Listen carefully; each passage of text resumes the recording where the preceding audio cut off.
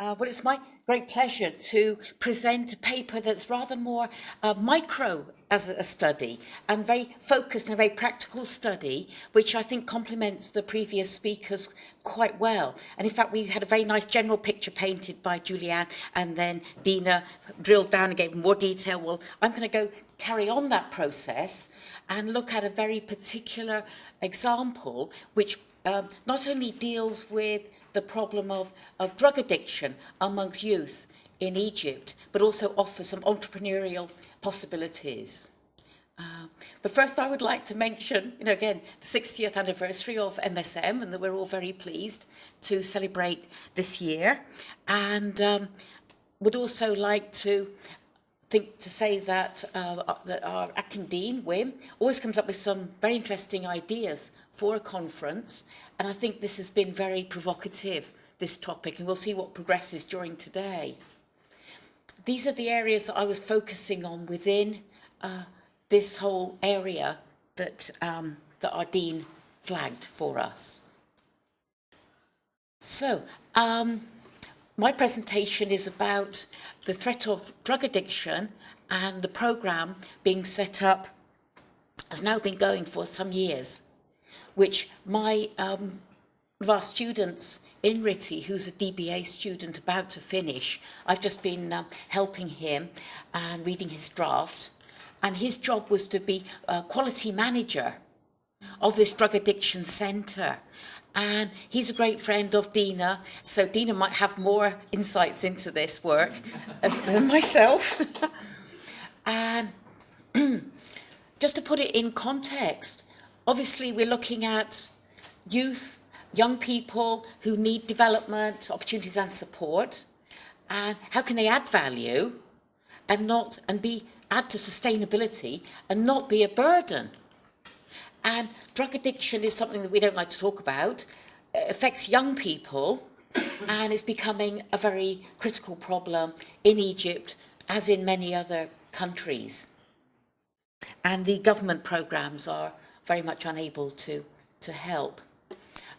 There are addicts as young as 15 in this particular centre, the Freedom Drug Programme that my student is involved in.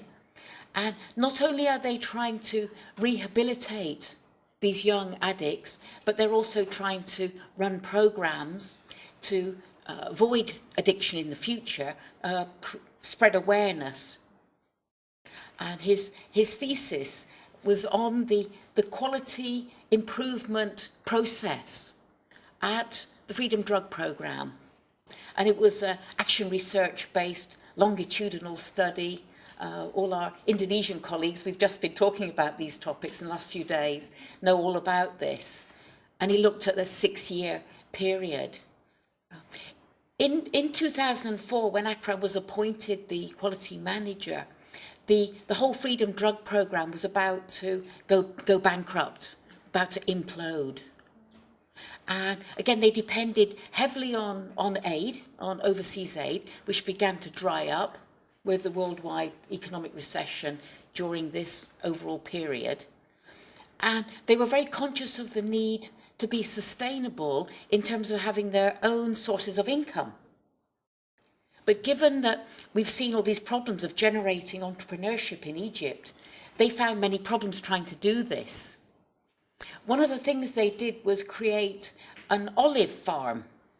And they thought, oh, this will be very good for these young addicts who are recovering from addiction, because they can do manual work in the farm and it can help them to recover, and it will make money for the programme. It was a nice idea, but not successful at first. And sadly, the olive farm actually cost more money than it made. So it took a long time to turn around that small entrepreneurial business, as well as the whole programme. Okay, so this is very much a youth issue, addiction. And when we talked about vicious circle before, I think Dina mentioned this issue. And you imagine a young person without much hope, fall into bad company, become a drug addict. Then you end up in the Freedom Programme, you're rehabilitated. But then it's very hard for you to re-enter the community and to get a job because of this stigma and shame associated with addiction, which is very big in Egyptian society and in many societies. So what the Freedom Programme started doing was, and this was also, there were push and pull factors, the recovered addicts wanted to do this too, was to share their experience with other addicts coming in to the centre, learn counselling skills, learn to be a therapist, and to help these other, mostly young people, to recover. And because the programme during this period was improving and was developing a much more strong economic basis, then this meant that these addicts could then have a job in the programme. And as more centres were opened, when a particular centre got too big, it could split off and create another centre. Then these ex-addicts who'd learned how to be counsellors and therapists could then actually become managers of a centre with a specific number of addicts and with accommodation and activities and, and all these kind of things which clinics, and if you have been to it, Dina, and seen what it's like. But it's talked about a lot in Egypt as being a very famous and successful programme. And the basic management skills were also trained partly by Akram, the student who wrote the paper, because he, studying a Masters of Public Administration at the American University, and was able to train in leadership, management, supervisory skills, customer service, all these basic skills that were needed to help the people, help the ex-addicts to become leaders of the new centres. Now, obviously, this is not that easy because, unfortunately, somebody who's an ex-addict can kind of go back at any moment. And the number of years that you've not been an addict is very important in terms of people respecting your ability to do your job. But the programme is becoming much more mature now and is spreading to other parts of Egypt and elsewhere. So there are now nearly 20 centres. Most of the addicts are between 25 and 30. 80% began when they were under 20. And now they're training counsellors from other centres across Egypt, and some even advising some drug rehabilitation centres outside of Egypt and in other Arab countries. They're also offering some competition against the private sector, hospitals. They've always wanted to provide free treatment, free accommodation to low-income youth addicts. But now, first of all, they've got the olive farm is now becoming much more profitable. And secondly, those addicts who have got money are willing to pay for improved accommodation and services. Treatment is the same, and that's ploughing back funds into the centre. So this is kind of like a small example of successful entrepreneurship amongst the youth in Egypt, but it's also helping people who are addicts. So it's like a dual purpose. Okay, so these young managers who are running the centres are highly incentivised by promotion, bonuses, and the centre is starting to provide other services in the HIV/AIDS area, and has recently started offering certification programmes, which is a real step up.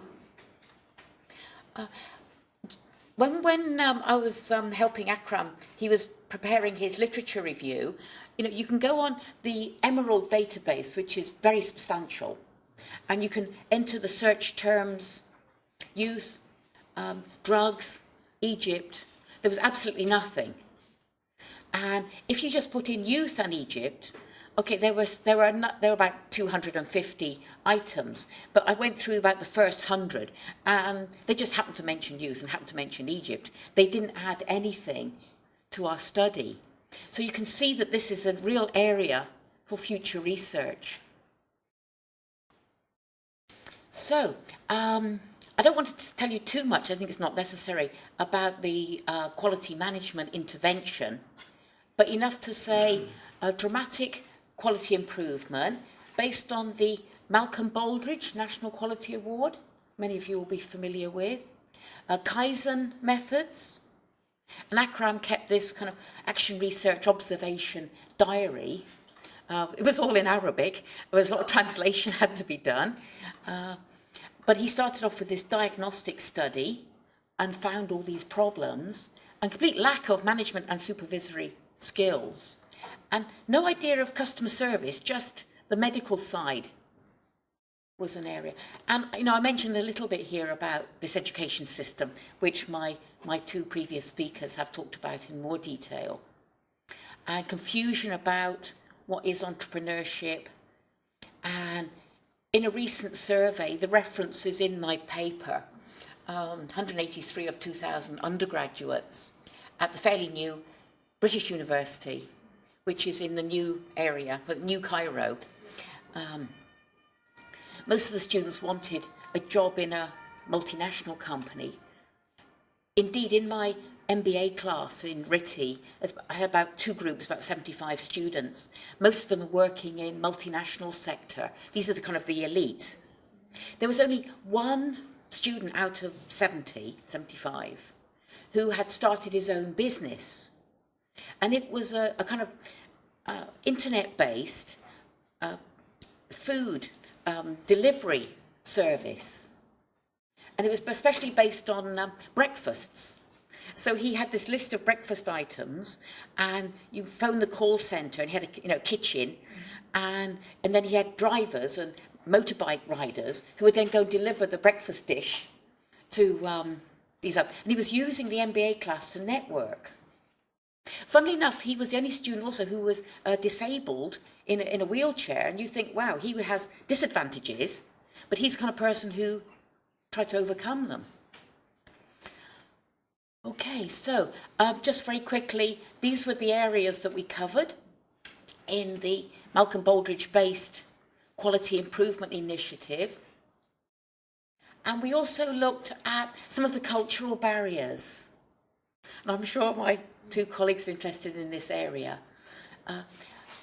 But what's interesting, and I've done studies with my students, is the changes in the national culture of Egypt with the revolution. And there have been significant changes, and one of them was a reduction in uncertainty avoidance and more risk-taking. Because for such a long time, people had no certainty about what was going to happen for many months, and they began to think, well, we have to start living with ambiguity and chaos. And I think that did encourage actually some entrepreneurial activity. And the other cross-cultural management author, many of you will know, another Dutchman, they're very monopolistic in this field, effective and neutral. And I think you can see from Dina that being emotional is a very big hallmark of a typical Egyptians. They are top of the list in the Trompenaars ranking of about 70 countries. So this is just a quick summary of the Freedom Programme, the drug programme, in around 2004 was in a near bankrupt state, and it achieved financial sustainability by 2010. Okay, how did it do it? By diversifying the leadership. So there was the original founder, he's still there, but he was like doing everything before, and now there are more people involved. There was no planning at the beginning, and now it's got a clear strategy. The customers, if you can, well, it's hard to know what to call them, but anyway, the addicts, they first of all just receive medical care, but now much more total care and this dual pricing system, which has led to more revenues. There was no record keeping except medical records, and now much more complete. The workforce, they had no job descriptions, they had no HR function. That has now been developed. Processes have been developed. Results are very clear. Cost control, waste reduction, and the achievement of a surplus. I mean, for example, some of the addicts who were willing to pay for their rooms and accommodation then kind of forgot about that when they got rehabilitated and went off. So, and then the programme was spending a lot of money trying to round up money and time, trying to round up the payments. Now it's much more efficient. We looked at organisational culture change. We saw that much more task-oriented, much more market-driven, more constructive behaviours. We had very transformational leadership in this programme from the founder, who inspired everybody, but we also needed some transactional leadership in order to get things done. Change agent was needed, and our colleague, a student, Akram, was able to do quite a lot of that work himself, and then to consolidate all the changes. And those of you familiar with the Cotter 8 Steps of Change Management had to have urgency. Like, the unit's about to go bust. We need the more money. The coalition was put together. Vision was clear. Not at first, but then it became clear. Communications improved. Empowerment. Reward by giving people the opportunity to run their own centre. Consolidation and reinforcement. And this Egyptian national culture has evolved in this period, I think quite remarkable, to a much stronger sense of responsibility, ownership, and people now saying we have the revolution, we now want to get the results. And this culture change has been quite remarkable. So just to summarise some of the barriers experienced in the Freedom Programme. They had no idea about quality management. So this is something that needs to be taught to develop entrepreneurship. The cultural barriers were very strong. There were very strong relationships. So tolerance of inactivity, lack of training, inability to understand service standards, and the two-tier pricing system. Yeah, I'm nearly done.